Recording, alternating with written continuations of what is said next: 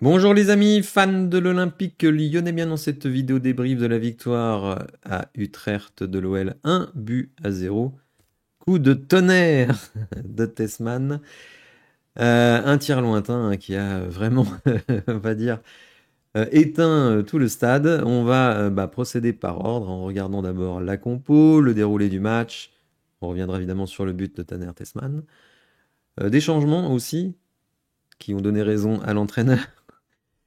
On parlera également de stats. Vous verrez que j'ai une perception vraiment totalement déconnectée de la majorité des gens sur le cas de Carvalho. Et on terminera évidemment par les déclarations des acteurs du jeu. Alors, évidemment, cette victoire, elle poursuit une série quand même excellente de l'Olympique Lyonnais depuis le début de la saison, puisqu'on notera qu'à 11 contre 11, eh ben, on n'a pas pris de but sur 6 matchs, quand même pas rien. Donc évidemment, on se dit, quelle différence quand même par rapport à la saison passée. Alors on pourrait attribuer ça à la défense elle-même, mais c'est exactement la même. Ce sont les mêmes joueurs. Donc en fait, c'est surtout qu'on a une défense vraiment très collective, un bloc équipe, une solidarité, de l'énergie, de la volonté, du sérieux de la part des joueurs de toutes les lignes. Et même quand certains joueurs, par exemple comme Fofana, qui depuis quelques matchs quand même n'est pas très rayonnant, malgré tout, il fait sa part en défense. Idem hier, Karabet, pas un grand match, mais lui aussi, il revient, il redescend. Idem pour Satriano, idem pour les milieux de terrain. Donc franchement, ça fait plaisir. Et ce qu'on a perdu en talent par rapport à la saison passée, et ça c'est une évidence, quand vous perdez Almada, quand vous perdez Cherki, quand vous perdez Lacazette, et évidemment Mikotadze, on peut s'attendre que le niveau de talent soit en baisse. Mais on arrive à compenser par un collectif très sérieux. Et là, je dois quand même tirer un coup de chapeau à Paulo Fonseca, que j'ai un peu taillé hier soir dans le match parce que je n'ai pas apprécié ses changements. Mais au final, c'est une des rotations, bon, par contre, que je demandais, notamment de Tessman, qui, on va dire, fait la décision. Donc il faut tirer notre chapeau à Paulo Fonseca qui, avec des moyens quand même extrêmement modérés, il a quand même beaucoup participé au recrutement, c'est-à-dire que les joueurs qui sont là, il a vraiment œuvré à les faire venir et il a même ralenti le recrutement de certains joueurs dont il estimait qu'ils n'allaient pas améliorer le groupe et aussi l'ambiance dans le groupe. Et d'ailleurs, il a loué l'ami Kluivert. Là aussi, j'ai une vision totalement différente des autres médias sur Kluivert parce que moi j'ai trouvé son match vraiment pas mal. Autant j'avais été horrifié de son match face à Rennes. Autant là, bon, moi je trouve qu'il n'y a pas grand chose à lui reprocher sur ce match. Il aurait même pu ouvrir le score, les amis, parce qu'il se trouve au bon endroit, au bon moment, sur un coup de pied arrêté. Il met un coup de tête et le gardien fait un arrêt exceptionnel. Donc moi je suis pas trop de la team pour dézinguer l'ami Kluivert. D'ailleurs, il y a quelque chose qui m'énerve, les amis, et je l'ai encore entendu hier dans l'afterfoot, c'est que Kluivert, il est là uniquement grâce à son nom. Mais vous pensez vraiment que les recruteurs de l'Olympique Lyonnais, que Paulo Fonseca, ils disent on va prendre Ruben Kluivert parce qu'il s'appelle Kluivert? Non mais franchement, c'est pas sérieux. Ah, on en parle plus parce qu'il a un nom. Mais après, il n'a pas été recruté pour ça et ce qu'il fait sur le terrain, il ne le doit qu'à lui-même. Donc bon, cette vision des choses quand même est un petit peu particulière. On va regarder le 11 de départ puisque on a un gros match dimanche à Lille qui s'est imposé aussi grâce à un but de Giroud, l'inusable Olivier Giroud, dont il faudra se méfier évidemment dimanche. Attention, le match est à 17h15, c'est pas le match de la soirée. C'est un peu bizarre d'ailleurs quand même qu'on programme à 17h15 les deux équipes qui ont joué l'Europa League. Ouais. La LFP, faut plus trop se poser de questions. Donc on va regarder ce 11 parce que forcément, il y avait des nouveautés importantes. Alors, en défense, et ça m'a surpris les amis, parce que moi j'avais proposé quand même beaucoup plus de rotation en défense, et même beaucoup plus de rotation globalement. La seule vraie rotation, c'est Kluivert. Alors, quand l'équipe a été publiée, on ne savait pas trop si Kluivert, il allait jouer en latéral droit ou en défenseur central, puisqu'il y avait Mata, qui peut lui aussi occuper les deux positions. Bon, finalement, Kluivert était bien en latéral droit. Au milieu de terrain, on retrouvait Morton. Là aussi, différence d'appréciation sur la prestation de Morton, que moi j'ai trouvé plutôt pas mal, et même j'étais très surpris qu'il sorte. De Carvalho, bon bah ça me paraissait logique, hein, il fallait faire reposer Tessman. Schulz à la place de Khalis Mera, qui lui aussi a besoin de repos. Bon, pour De Carvalho et Schulz, c'était quand même important.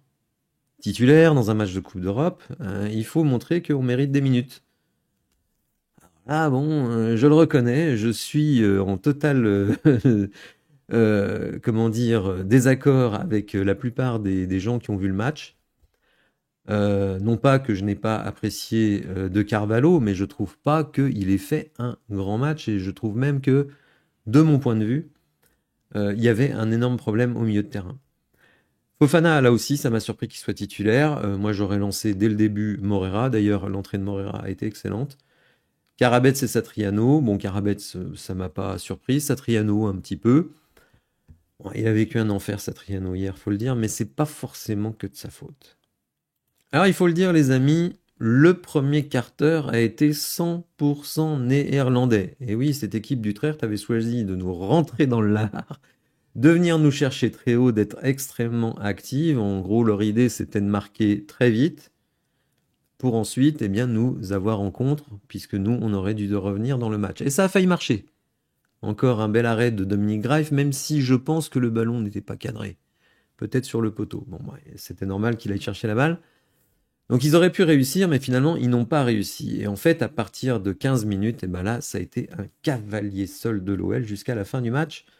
Même si, en toute fin de match, une fois qu'on a marqué, ils ont repris, on va dire, le contrôle du ballon et ont même été assez dangereux en toute fin de match, notamment Sébastien Haller qui rate vraiment l'immanquable.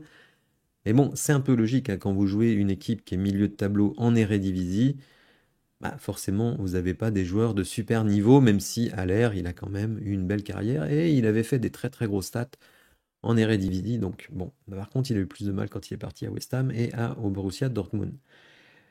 Donc je dirais que sur l'ensemble du match, voilà, il y a eu un gros début d'Utrecht, une grosse domination de l'OL qui a suivi, et à la fin, quelques possibilités pour Utrecht. Évidemment, ce qu'il faut dire, c'est que bah, Taner Tessman, le coup de tonnerre Taner Tessman, nous fait quand même un tir absolument incroyable, tir brossé, mais hyper puissant.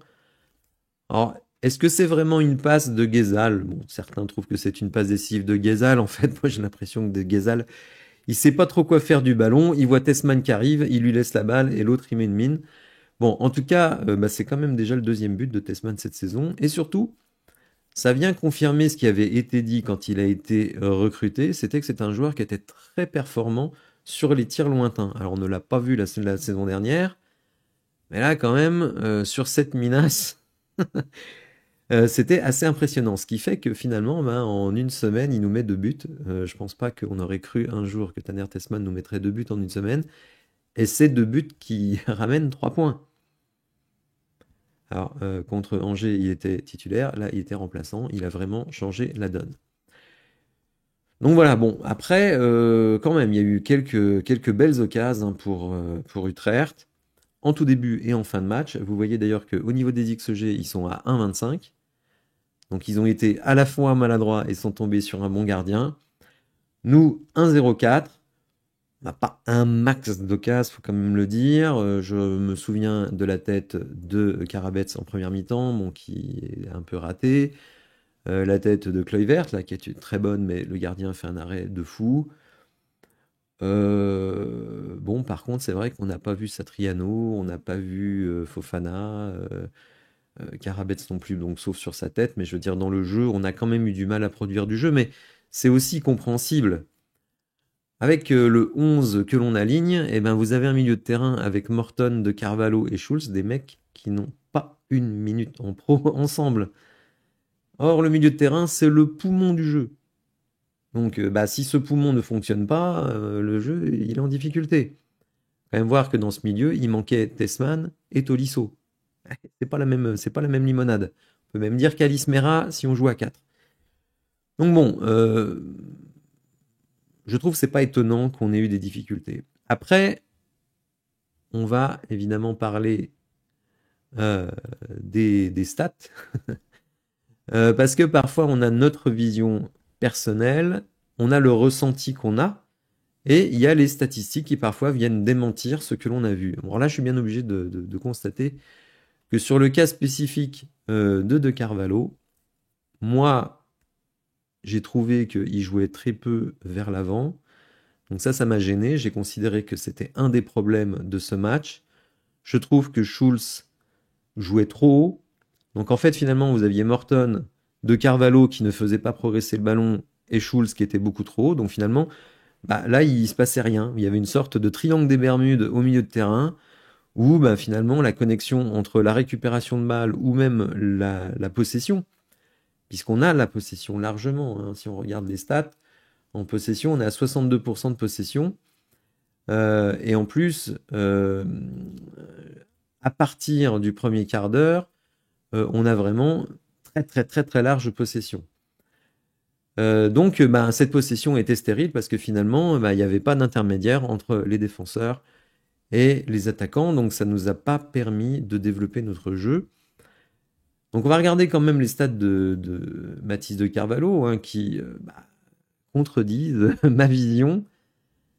Mais évidemment, chacun voit le match un petit peu avec son propre logiciel et parfois les statistiques viennent démentir cette vision. Donc pour De Carvalho, on a 90 minutes de temps de jeu. Bon, pour tout vous dire, moi je l'aurais fait sortir même à la mi-temps. Donc bon. Donc 84% de passes réussies, 27 dans le camp adverse, mais c'est pas parce que vous faites des passes dans le camp adverse que c'est forcément des passes vers l'avant, parce que comme on était en domination face à un bloc bas, si vous faites des passes latérales ou en arrière, ça compte comme des passes dans le camp adverse, mais c'est pas forcément des passes dangereuses. D'ailleurs, vous voyez que dans les places clés, il y en a une. 5 transversales réussies sur 6, donc ça c'est bien. 12 duels remportés sur 16. Ça c'est quand même la stat à mon avis la plus intéressante pour lui. Un dribble réussi sur 1, 3 dégagements défensifs, 2 tacles, 4 récupérations. Donc oui, les stats, force est de le constater, démontrent une bonne entrée en matière de Carvalho, mais donc j'ai expliqué que pour moi, en commentant le match et en regardant évidemment le match de manière attentive, j'ai trouvé que son jeu ne portait pas le ballon vers l'avant, combiné à Schulz qui lui jouait beaucoup trop haut et donc ne donnait pas de solution aux deux milieux, Morton et de Carvalho. Bon, je suis très isolé parce que je vois que dans tous les médias on fait l'éloge de Carvalho. Alors moi je ne le condamne pas. C'est son premier match pro, son premier match européen, avec des mecs avec qui il n'a jamais joué. Donc je vais certainement pas le condamner là-dessus, d'autant que moi j'étais favorable à ce qu'il soit titulaire. Mais je n'analyse pas sa performance comme le reste des médias. Bon, écoutez, je suis isolé, je veux bien reconnaître que sur ce sujet, je suis peut-être passé à côté, mais j'apporte des arguments à mon analyse de son match. Alors à l'inverse, il se fait pas mal dézinguer, Ruben Kluivert. Attention, je suis pas agent de Ruben Kluivert, il suffit d'aller voir ce que j'ai dit sur lui après le match à Rennes. Mais bon, tout le monde dit il a été catastrophique. Moi, je trouve pas qu'il est. Alors déjà, je remarque qu'on n'a pas pris de but. Donc je vois pas comment il pourrait être catastrophique. À Rennes, on en prend 3 en un quart d'heure. Et il est sur le terrain. Là, oui, c'est plus catastrophique. Donc il a joué 90 minutes, 82% de passes réussies, 38% de duels. Bon là c'est un peu décevant, faut le dire. 4 récupérations quand même. Un dégagement défensif, un tacle une fois provoqué et une grosse occasion de but. Donc cette fameuse occasion de la tête. Donc il se fait défoncer par tout le monde. Écoutez, moi je suis pas d'accord. Alors on pourra dire, là peut-être qu'on prend que les stats qui sont favorables aux joueurs. C'est pas moi qui les ai choisis, hein, c'est DataWell. Donc d'ailleurs, je pense que s'ils font une mise en lumière sur lui, c'est qu'ils estiment, DataWell, que sa prestation n'a pas été si cata que ça. En tout cas, moi, je ne la vois pas comme catastrophique. Alors, sachez les amis que dans ce match, il y a eu, comme je le dis dans mon titre ici, une stat historique. Et on va la voir tout de suite. Alors, c'est toujours DataWell qui nous donne cette statistique. L'OL a remporté 5 de ses 6 premiers matchs, toutes compétitions confondues, avec clean sheet, donc sans encaisser de but, pour la première fois de son histoire. Donc clairement, Paulo Fonseca, en début d'été, il dit La priorité, c'est d'améliorer notre défense. On y est. Alors, peut-être en prendre 5 face à Lille, mais bon, en tout cas, jusqu'à présent, voilà, on a réussi quelque chose qu'on n'avait jamais réussi avant. Et en plus, ça aurait quand même pu être mieux si l'arbitrage ne s'était pas mêlé de décider du résultat du match à Rennes. Donc, voilà, de toute façon, quand vous prenez 0 but dans 5 matchs sur 6, plus 75 minutes de l'autre match, c'est voilà, le travail de l'entraîneur, le travail des assistants aussi, il faut le dire. Évidemment, le sérieux des joueurs, leur implication, leur détermination, leur volonté de gagner les duels, etc., etc. C'est un effort collectif et je trouve que ça fait énormément plaisir. Il faut savoir évidemment que si vous ne prenez pas de but, vous êtes sûr de prendre au moins un point. Donc écoutez, c'est plutôt prometteur pour la suite. Donc un Noël historique hier, mine de rien. Alors on va regarder les notes de l'équipe. Bon, ce sont des notes très subjectives, hein. D'ailleurs, certaines sont un peu étonnantes. Donc le match globalement est noté 3 sur 6, vous le voyez en haut ici. Bon, ça n'a pas été un grand match, on va pas se mentir les amis. Techniquement assez moyen. Bon, on voit que les XG ne sont pas du tout les mêmes que ce qu'on a sur SofaScore. Donc Greif prend 7. Bon, c'est généreux quand même, mais bon. Niakate 7, Tagliafico 6, Mata 6, Kluivert 3. Vous voyez, 3 pour Kluivert, je trouve vraiment... De Carvalho 5. Donc vous voyez, l'équipe considère pas que De Carvalho a fait un très très grand match. Morton 6, Schulz 5, là je suis plus d'accord. Vous voyez, Fofana 6. Fofana 6. Ah, combien il va avoir quand il va mettre un but, une passe D? Enfin, franchement, là, c'est n'importe quoi. Carabets 4 et Satriano 4. Alors Satriano, je voudrais quand même en parler parce qu'effectivement, hier, il est en difficulté. Très frustré d'ailleurs, hein, très frustré, mais il faut dire aussi qu'il ne reçoit pas un ballon. Et oui, avec ce problème du milieu de terrain qui ne fonctionne pas et des ailiers très discrets, Satriano, il ne voit pas la balle. Donc bon, oui, on peut lui mettre 4, mais bon, quand vous avez rien à becter, c'est quand même difficile de vous mettre en évidence. Bon, après, j'allais pas lui mettre 6, hein, mais bon, je dirais que c'est un 4 excusable. Bref. Donc voilà les notes de l'équipe. Bon, c'est des notes, comme je le disais, subjectives. On va passer désormais aux déclarations des acteurs du jeu grâce à nos amis de Ferveur Lyonnaise. Je vous invite à aller regarder leur site qui est très bien fait et très joli en plus. On va surtout regarder ce que nous a dit évidemment Tessman, le buteur, Tonnerre Tessman et Paulo Fonseca, le coach. Fonseca nous dit les 30 premières minutes ont été difficiles, on a joué contre une équipe très agressive qui pressait beaucoup. Alors 30 minutes, même pas, hein. 15 minutes. Nous avons eu des difficultés à ce moment-là, mais nous avons su rester équilibrés, on n'a pas perdu notre calme, ni notre organisation défensive. La deuxième mi-temps a été très différente, nous avons totalement dominé le match. Totalement non. La fin de match, on ne domine pas. Je pense que parfois nous avons besoin de gagner comme aujourd'hui, en luttant et en se battant. C'est très important d'avoir cet état d'esprit. Je suis très content quand nous finissons un match sans prendre de but. Je suis toujours satisfait. L'équipe a beaucoup travaillé ensemble. C'est un match avec beaucoup de jeux directs, beaucoup de deuxième ballon, mais l'équipe a répondu présent. Bon, c'était pas du football champagne, hein, les amis. C'était pas la première mi-temps contre Rennes, hein, qui pour moi reste la mi-temps référence de notre OL 25-26. Alors Tessman, très divers, c'est une victoire très importante pour nous, on est très heureux, j'ai frappé, c'est rentré, c'était magnifique, je suis très heureux, je pense que la confiance de mes coéquipiers me fait du bien, j'ai la confiance aussi du staff et de l'entraîneur. On va en profiter pour regarder une petite infographie Tanner Tessman 2024-2025, Tanner Tessman 2025-2026, même s'il n'y a pas encore beaucoup de matchs en 25-26, on va voir qu'on a l'impression que c'est pas le même joueur. Et je pense que sur le marché des transferts, sa cote monte en flèche.